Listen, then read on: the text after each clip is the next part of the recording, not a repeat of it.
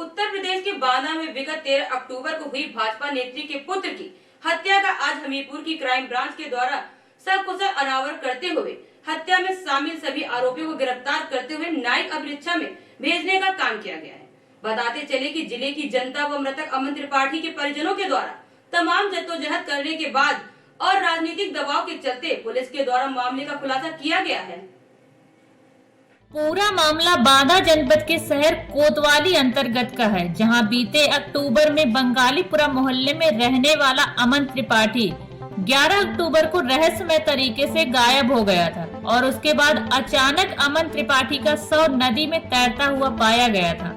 मृतक अमन त्रिपाठी के परिजनों के द्वारा उसके रहस्यमय तरीके से गायब होने पर संबंधित थाने पहुंचकर गुमशुदगी की रिपोर्ट दर्ज कराते हुए तलाश शुरू कर दी गई थी।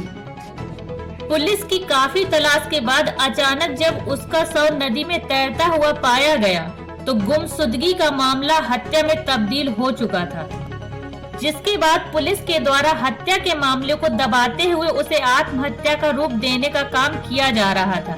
लेकिन जिले की जनता ने अमन त्रिपाठी की हत्या को लेकर सड़कों पर उतरते हुए कई दिनों तक नारेबाजी की, जुलूस निकाले, धरने प्रदर्शन भी किए, लेकिन उसके बाद भी कोई हल नहीं निकला। अंत में हारकर अमन त्रिपाठी के दुखी मां बाप ने उसकी अस्थियों का कलश लेकर जनपद के अनशन स्थल अशोक लाट में बैठने का काम किया गया। अमन त्रिपाठी के परिजनों के द्वारा अस्थि कलश लेकर आमरण अनशन बैठने के बाद पुलिस के द्वारा हरकत में आते हुए कार्रवाई को तेज करने का काम किया गया, जिसके चलते आज पुलिस ने अमन त्रिपाठी की हत्या को अंजाम देने वाले 8 आरोपियों को हिरासत में लेने का काम किया। सभी आरोपियों को मेडिकल परीक्षण कराने के बाद सुसंगत धाराओं में मुकदमा पंजीकृत करते हुए न्यायिक अभिरक्षा में भेजने का काम किया गया है। जांच की जा रही थी, कहां तक पहुंची, क्या था? इस संबंध में थाना कोतवाली बांदा पे 671/21 अपराध संख्या दर्ज हुआ था, जिसमें सम्राट और उसके अन्य साथियों पर आरोप लगाए गए थे।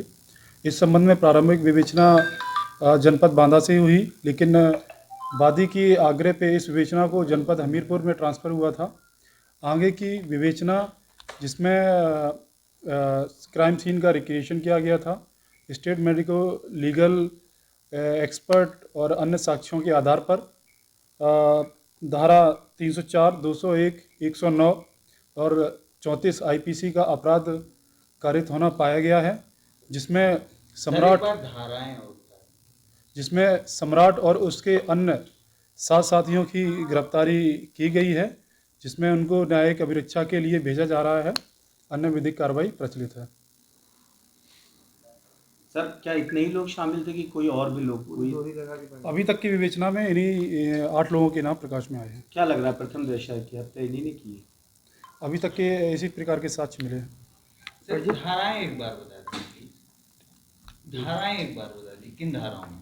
304, 201, 1 यहाँ नहीं है, लेकिन नाम क्या है उनके? पूरी बुद्धि है, देख पूरे नाम बोले दीजिए। अच्छा, सभी 8 लोगों के नाम बता दीजिए और उनके बल्दियाँ थी। चूँकि ये लोग नाबालिग हैं, इसलिए उनके नाम और इस तरीके से सभी नाबालिग? हाँ, सभी नाबालिग हैं। गिरफ्तारी कहाँ से हुई है ये संतोष भाई? गिरफ्तारी उनकी संबंधित जगहों से की गई है। इसके लिए टीमें बनाई गई थी, अलग अलग जगहों से गिरफ्तारी हुई है। कितनी टीमें थी? 3 टीमें बनाई गई थी।